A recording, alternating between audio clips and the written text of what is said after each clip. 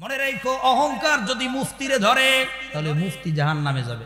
অহংকার যদি মুহাদ্দিসরে ধরে মুহাদ্দিস জাহান্নামে যাবে।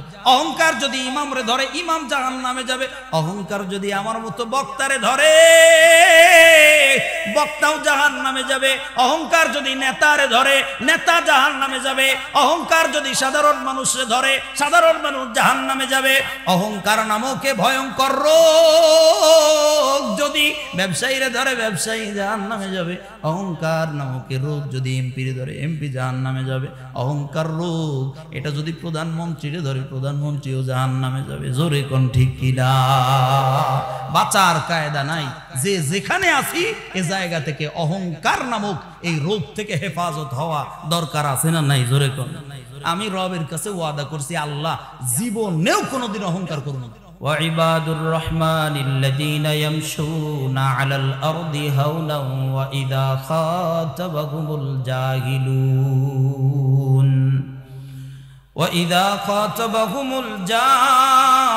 الجاهلون قالوا سلاما।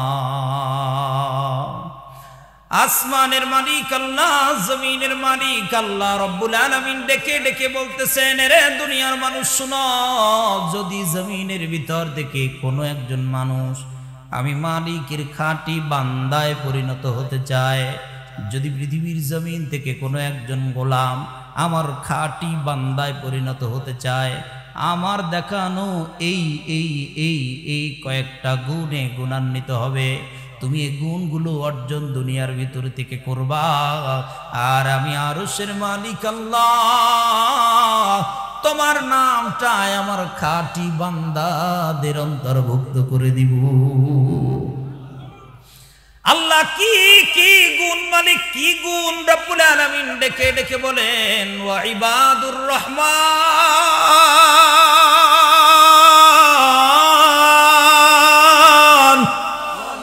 আল্লাহ তাআলা বলেন রহমানের খাঁটি গোলাম তারাই, রহমানের খাঁটি বান্দা তারাই।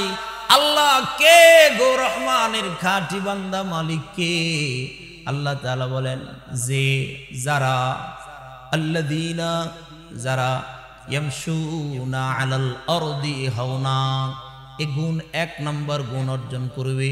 আল্লাহ কি গুণ? রব বলেন ইয়ামশুনা আলাল আরদি হাওনা, জমিনের ভিতর দিয়ে যখন হাঁটবা তখন নম্রতার সাথে চলবা, ভদ্রতার সাথে চলবা। নম্র আর ভদ্রতার গুণ তুমি অর্জন করে নিবা। আমি আল্লাহ ওয়াদা করলাম তোমার নামটা আমার খাঁটি গোলামদের অন্তর্ভুক্ত করে দিব। দোস্তরে, নম্রতার গুণ, ভদ্রতার গুণ এমন এক দৌলতের নাম, এমন এক দৌলতের নাম। নম্রতা ভদ্রতা এমন এক দৌলত, এটা এক নম্বর গুণ। এটা এমন একটা দৌলত, এটা এমন একটা সম্পদ। জমিনের কোনো একজন মানুষ যদি এই গুণে গুণান্বিত হতে পারে তাহলে সোজা জান্নাতীদের গুণ অর্জন করে। নবীজি সাল্লাল্লাহু আলাইহি ওয়াসাল্লাম বলেন, হাবিবে কিবরিয়া সরকার মদিনা কামলিওয়ালা বলেন, শোনো, আমার রব আল্লাহ, আমার মালিক আল্লাহ আমারে এত মায়া করেন, এত মহব্বত করেন, এত ভালোবাসেন যে রব্বুল আলামিন আমারে মসজিদে হারাম থেকে মসজিদে আকসা পর্যন্ত নিয়ে গেছে। আল্লাহ কোরআনুল কারীমের মধ্যে বলেন, সুবহানাল্লাযী আসরা বিআবদিহি লাইলাম মিনাল মসজিদিল হারাম ইলাল মসজিদিল আকসাল্লাযী বারাকনা হাওলাহু লিনুরিয়াহু মিন আয়াতিনা ইন্নাহু হুয়াস সামিউল বাসীর। আল্লাহ রাব্বুল আলামিন বলেন, আল্লাহর নবী ডেকে ডেকে বলতেছে, দুনিয়ার মানুষ শুনো, আমি নবীরে আমার আল্লাহ এত মায়া, এত মহব্বত, এত ভালোবাসেন। মসজিদে হারাম থেকে মসজিদে আকসা, সেখান থেকে প্রথম তবক আসমান, দ্বিতীয় আসমান, তৃতীয়, চতুর্থ, পঞ্চম, ষষ্ঠ, সপ্তম আসমান পাড়ি দিয়া, লৌহ কালাম সিদরাতুল মুনতাহা পাড়ি দিয়া আমার রব আল্লাহ আমারে ডাইকা নিয়ে গেছে। শোনো দুনিয়ার মানুষ, আমার রব আল্লাহ আমারে আমার দুই চোখ দিয়া আটো জান্নাত আল্লাহ আমারে দেখাইছে, আমি আমার নিজের দুই চোখ দিয়া জান্নাতুল ফিরদাউস দেখছি। এরে আমার উম্মতেরা শোনো, জান্নাতের ভিতরে আমি যতগুলো মানুষ দেখছি, আমি নবী যত জান্নাতের ভিতরে মানুষ দেখলাম, এদের অধিকাংশ মানুষ এমন দেখছি যারা জমিনের ভিতরে নম্র আর ভদ্র ছিল। নম্রতার গুণ, ভদ্রতার গুণ এমন একটা দৌলতের নাম, যে দৌলত অর্জন করতে পারলে জান্নাতি হওয়া যায়। জোরে কোন সুবহানাল্লাহ। নবীজি ডেকে ডেকে বলেন, শোনো, এই মন দিয়ে শুনেন, দুনিয়ার এমন কিছু মানুষ আছে, শুনেন শুনেন, দুনিয়ার এমন কিছু মানুষ আছে যাদের চেহারার দিকে তাকাইলে বোঝা যায়, আমল আখলাকের দিকে তাকাইলে বোঝা যায় যে হয়তোবা এ লোকটা জান্নাতে যাবে। চেহারার দিকে তাকাইলেই বোঝা, চেহারা দেখলে বোঝা যায়, যায় না? বলেন যায় না? চেহারা দেখলেই বোঝা যায়। কেমনে? চেহারা দেখলে কিন্তু বহু কিছু বোঝা যায়। যেমন যেই বেটায় গাঞ্জা খায়, গাঞ্জাখোরের চেহারার দিকে তাকাইলেই বোঝা যায় বেটা গাঞ্জাখোর। ঠিক কইলেও ঠিক, না কইলেও ঠিক। জোরে কন, সবাই কন ঠিক। যে বেটা গাঞ্জা খায়, ও গাঞ্জাখোরের চেহারার দিকে তাকাইলে বোঝা যায় এ বেটা গাঞ্জাখোর। আবার যেই বেটায় বিড়ি খায়, দেখবেন বিড়িখোর আছে না কিছু। আপনার রংপুরে কি বিড়ি? আকিস বিড়ি না? হ্যাঁ, আমসার বিড়ি। কালকে চট্টগ্রামে জিজ্ঞাসা করছি আপনাদের কি বিড়ি? কয় হুজুর আবুল বিড়ি। আমি কই খায় তো আবুলের হাতে, কি বিড়ি খাইব? আবুলই খা। এদিকে কি আনসার? রংপুরে না আকিস বিড়ি হওয়ার কথা।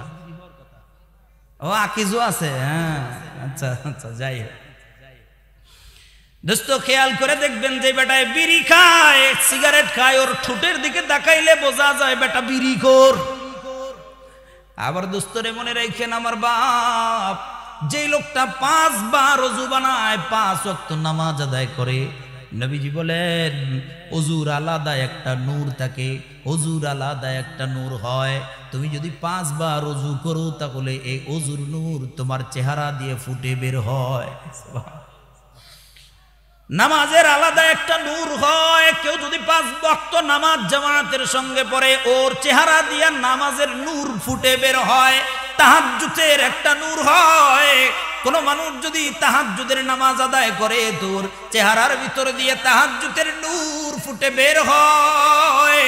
কোন মানুষ যদি আল্লাহ আল্লাহ জিকির করে, জিকিরের আলাদা একটা নূর আছে, ওই নূর মানুষের চেহারা দিয়ে ফুটে বের হয়। যেমন গাঞ্জাখোরের চেহারা। আর ইবাদত নাই, নামাজ পড়ে না, বিড়ি খায়, আল্লাহরে ডাকে না, ইবাদত করে না, ও যত বুড়া হয়, ওর চেহারার দিকে তাকায় দেখবেন বেডারে কার্টুন কার্টুন দেখা, মানে কার্টুনের মতো মনে হয়। বুড়া হইলে কার্টুনের, জোরে কন্যা কা। এর কারণে দোস্ত নবীজি বলেন, এ দুনিয়ার মানুষ শোনো, জান্নাতীদের কিছু আলামত জমিনের ভিতরে হয়। জান্নাতীদের যত আলামত আছে, এর ভিতরে অন্যতম একটা আলামতের নাম হলো নম্রতা আর ভদ্রতা। যদি আপনি নম্র ভদ্র হন, এটা জান্নাতীদের আলামত। আর যদি ঝগড়াইটা, পেছুইটা, কামজুইটা, কিছু মানুষ আছে না, খালি দেখলেই ঝগড়া লাগায়। একজনের প্রতিবেশী ঠিক থাকতে পারে না, ওইটার জ্বালায় একেবারে, ওইটারে পুরো গ্রামের ভাইরাস ভাইরাস বলেন সবাই ডাকে। এরকম কিছু মানুষ আছে না? মনে করবেন যত উশৃঙ্খল মানুষ, যত ঝগড়াট্টা মানুষ, যত কামজুস, এরা মনে করবেন জাহান্নামের 3 কদম আগায়া থাকে। আর যত নম্র ভদ্র হয়, এই নম্র ভদ্র মানুষগুলো যেন জান্নাতে 10 কদম আগায়া। এর কারণে রব্বুল আলামিন ডেকে ডেকে বলে, দুনিয়ার মানুষ শোনো, যদি আমি রবের খাঁটি বান্দায় পরিণত হইতে চাও, তাহলে 1 নম্বর গুণ এটা। এ দুনিয়ার মানুষ, আল্লাযীনা ইয়ামশুনা আলাল আরদি হাওনা, নম্র ভদ্র হয়ে জমিনের ভিতরে চলবা, নম্রতার গুণ, ভদ্রতার গুণ অর্জন করবা।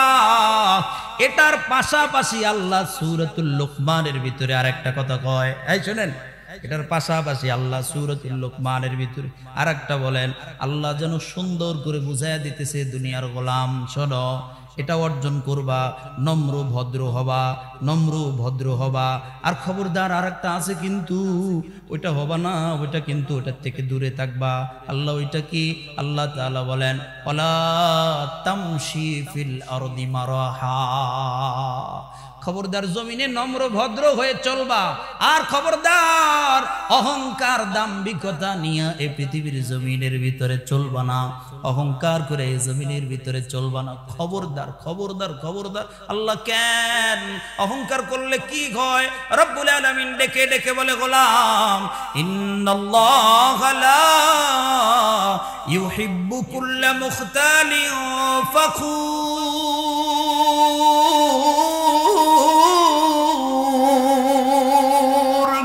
আল্লাহ তাআলা ডেকে বলেন গোলাম তোমার রব আল্লাহ, নিশ্চয় আল্লাহ জমিনের ভিতরের কোন অহংকারীরে পছন্দ করে না, দুনিয়ার কোন অহংকারীরে আমার আল্লাহ পছন্দ করে না।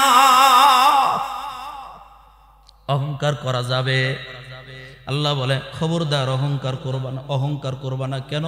শোনেন, অহংকার এমন একটা ভয়ঙ্কর মারাত্মক রোগ। মানুষের শরীরে ক্যান্সার যে রোগ হয়, এই ক্যান্সার রোগের চাইতে ভয়ঙ্কর রোগের নাম হলো অহংকার। শরীরে ক্যান্সার হয় না মানুষের, বলেন ক্যান্সার রোগ ভালো না খারাপ? ভয়ঙ্কর না সুসংবাদ দেয়? এটা এটা বড় ভয়ঙ্কর।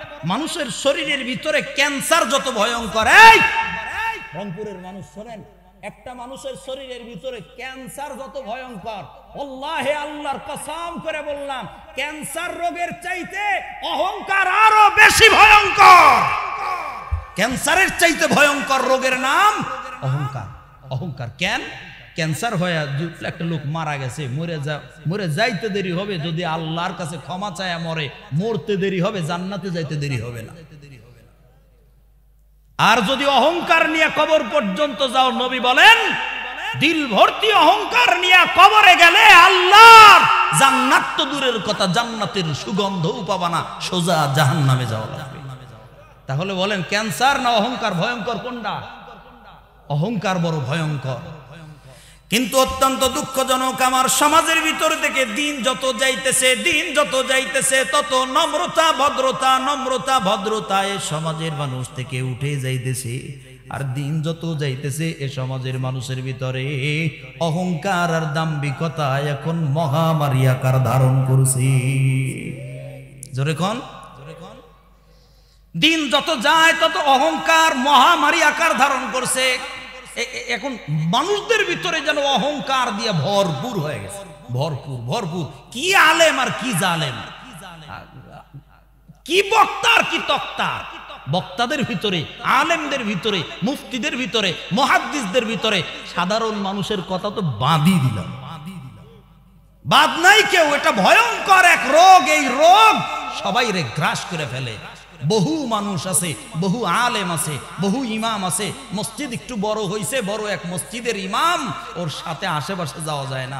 কণ্ঠ একটু ভালো, ওয়াজ একটু ভালো করতে পারে, ভাইরাল হয়ে গেছে, এখন আর মুসাফা করা যায় না। ঠিক কইলেও ঠিক, না কইলেও ঠিক, আছে এরকম দেখছি। সবাই কিন্তু না, আবার সবাই কিন্তু না, কিছু আছে এরকম, আছে না? কিছু আছে।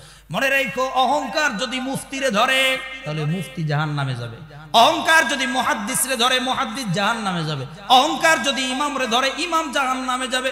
অহংকার যদি আমার মতো বক্তারে ধরে, বক্তাও জাহান্নামে যাবে।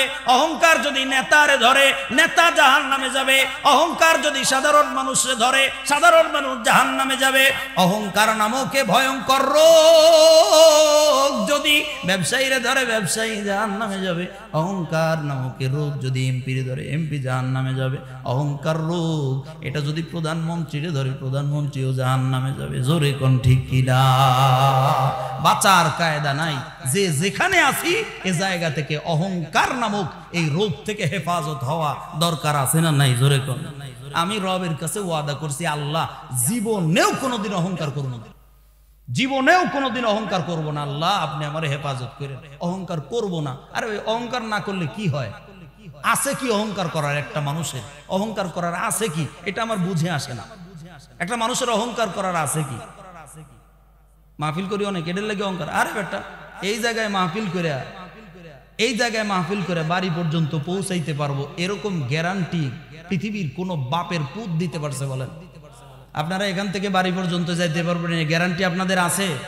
একটা মানুষ যদি এখান থেকে বাড়ি পর্যন্ত যাওয়ার গ্যারান্টি দিতে না পারে, তাহলে এই মানুষটা অহংকার করে কি দিয়া? বুঝেই আসে না কি দিয়ে অহংকার করে। সাবধান, অহংকার করা যাবে না। কিন্তু এখন তাকায় দেখবেন অহংকার দিয়ে মানুষের দিল অন্তর সব ভরপুর। এক ভ্যান আলা, এদিকে ভ্যান চলে না রিক্সা চলে, ভ্যান এক অটোওয়ালা আর এক অটোওয়ালার এই অটোর সাথে যায় বাধাই দিচ্ছে, বুঝছেন? আমি দেখতেছি অটোর লগে একটু যায়, এটার সাথে ওটা একটু ঘষা লাগছে, বাঁধছে। এখন দুইজনই মনে করেন ও লাভ দিয়ে অটোর থেকে নামছে, ও লাভ দিয়ে অটোর থেকে নামছে, দুইজন সামনাসামনি এইরকম করে দেখা করছে, বেটা তুই আমার অটোর সাথে বাধাই দিচ্ছিস, বেটা তুই আমার চিনোস, আমি কে? এটা বলতেছে ওই শক্ত হয়ে রঙকে দ্বারা বলছে, তুই আমার চিনোস, আমি কে? আমি কই কি রে, দুইজনই অটোওয়ালা রে, তোরা দুইজনই অটোওয়ালা, ভাই থাম, তোর চেনার কিছু নাই, তুমি শেখ হাসিনাও না, তুমি খালেদা জিয়াও না, দুইজনই কি অটোওয়ালা, তোমার চেনার কি আছে ভাই? সরে যাও, ঝগড়াঝাটি করো না, যা হয়েছে হয়েছে, চলে যাও। আছে না নাই? জোরে আমি কে, আমারে চিনোস, কথায় কথায় কয়, আছে না নাই? এটা অহংকারের বহিঃপ্রকাশ, অহংকারের বহিঃপ্রকাশ। খবরদার, অহংকার করা যাবে না। কিন্তু সমাজে ছায়া গেছে অহংকার। আদব আখলাক বলতে সমাজের ভিতরে মানুষ দিন যত যাইতেছে তত নম্র ভদ্র আদব আখলাকে সমাজের মানুষের ভিতর থেকে উঠে যাচ্ছে। আর দিন যত যাইতেছে তত অহংকার দাম্ভিকতা মানুষের ভিতরে খালি বাড়তেইছে।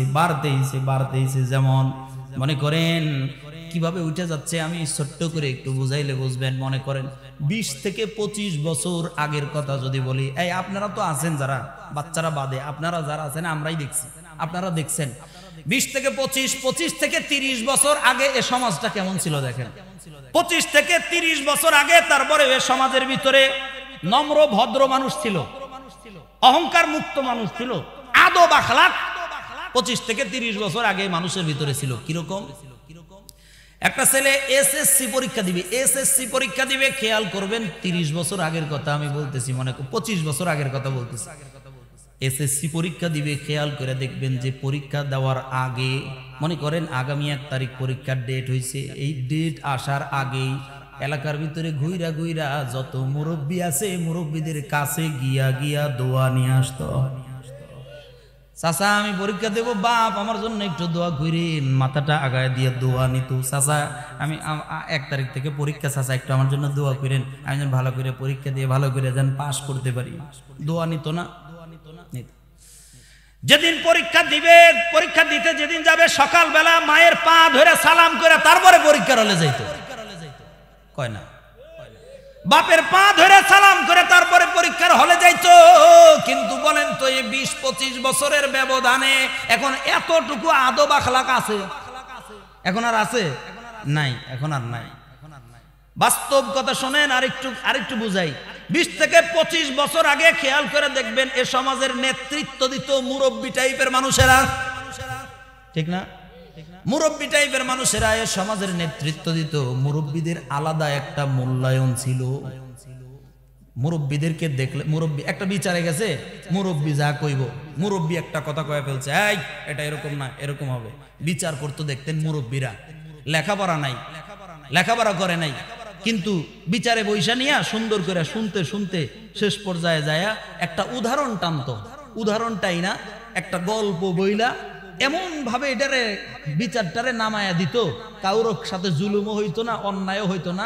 এই সীমিশা দিয়া, গল্প দিয়া, উদাহরণ দিয়া সুন্দর করে নামায়া দিত, এমন ভাবে নামাইতো উকিল জজ ব্যারিস্টার বেটা ওর পায়ের জায়গায় নিচেও জায়গা হয় না। এরকম ছিল কি ছিল না কোন? কিন্তু মুরব্বীদের কাছ থেকে যখন এই সমাজটা ইয়াং মানুষের কাছে যখন চলে আসছে, এখন আর মুরব্বীদের কোনো কদর সমাজের ভিতরে নাই। ডাস্টবিনের ময়লার চাইতে বেশি নোংরা মনে করে মুরব্বীদেরকে এখন। ডাস্টবিনের ময়লার একটা দাম আছে, মুরব্বীদের সে দাম এখন আর সমাজে দেয় না। বোঝা মনে করে, মুরব্বী হলে বোঝা মনে করে। খেয়াল ঠিক না বলেন? মুরব্বী হলে বোঝা মনে করে। হায় হায়, 20 তলা বাড়ি বানাইছে, 20 তলা বাড়ি। আপনাদের রংপুরে হয়তো বা নাই, কিন্তু ঢাকায় দেখছি 20 তলা বাড়ি বানাইছে। এক তলার ভিতরে কুত্তা পালে কুত্তা, আর এক তলার ভিতরে বিড়াল পালে বিড়াল, আর এক তলার ভিতরে পাখি পালে পাখি। 20 তলা বাড়ির ভিতরে কুত্তার জায়গা হয়, বিড়ালের জায়গা হয়, পাখির জায়গা হয়, কুত্তার জায়গা হয়, কিন্তু 20 তলা বাড়ির ভিতরে বুড়া মার বাপের জায়গা হয় না, নিয়া গিয়া রাইখা আইছে বৃদ্ধাশ্রমে। মুরব্বীদের জায়গায় 20 তলার ভিতরে হয় না। আছে না নাই? একেবারে ইজ্জত সম্মান আদব আখলাক সমাজ থেকে মানুষের উঠে যাচ্ছে। আল্লাহ হেফাজত করেন। জোরে বলেন আমিন, আরো জোরে বলেন আমিন। কিন্তু দেখবেন যখন মুরব্বীরা বিচার করতো তখন কি সুন্দর বিচার হইতো। আর এখন বিচার তো হয়, বিচার যে বিচার হওয়ার কথা ওই বিচার হয় আগের রাইতে বিচার হয়ে থাকে। আগের রাইতে বিচার ফয়সালা আগের রাইতে হয়ে থাকে, কি ঠিক না? ঠিক। হ্যাঁ, আমার এলাকায় বুঝছেন, ওই যে কাকা দেখছেন, কাকা দেখেন, এটা বুঝছেন নি? মানে আমার এলাকার একটা কথা কই শোনেন। রাত বাজে 2:30 এরকম সময় চোর ঢুকছে ঘরের ভিতরে। বুঝতে পারছেন? চোর ঘরের ভিতরে, চোর ঢুকছে। বিষয়টা হইছে এই বেটা ঘরের দরজা খুইলা গেছে প্রস্রাব করতে। ঘরের দরজা খুইলা গেছে প্রস্রাব করতে। গ্রাম অঞ্চলে কি ঘরের ভিতরে বাথরুম থাকে না? ঘরের দরজা খুলে গেছে প্রস্রাব করতে। প্রস্রাব করতে ও যায় একটু সময়, প্রস্রাব পায়খানায় ওখানে একটু সময় নিছে। এর মধ্যে চোর আইসা দেখে যে ঘরের দরজার ভিতরে এরকম দেখা যায়, আস্তে করে টোকা দিছে, ঘরের দরজা খুলে গেছে। তো মনে করছে যে মালিকে হয়তো বা ঘরের দরজা লাগাইতে ভুলে গেছে। এইটা ভাইবা এই বেটায় ঘরের ভিতরে ঢুকছে। ঘরের ভিতরে ঢুইকা মোবাইল ছিল, যা যা আসিল এগুলো সুন্দর করে একটা গামছার ভিতরে প্যাকেট করছে। গামছার ভিতরে প্যাকেট কইরা এইটা প্যাকেট করাও শেষ, তখন ও মুইতে টুইতে ঘরের ভিতরে ঘরে আইসা দেখে এটা কি রে, এটা কেডা রে, কেডা রে, তাকাইছে, ও তো চুপ করছে। তাকায় দেখে যে মনে করেন, তাকায় দেখে আব্দুল কুদ্দুসের পোলা আব্দুর রহিম। কিরে, মানে একই গ্রামের চোর। বুঝতে পারছেন? কিরে তুই আমার ঘরে এত রাতে কি করস? তোর গামছার ভিতরে কি? চাচা মোবাইল। কিরে কার মোবাইল?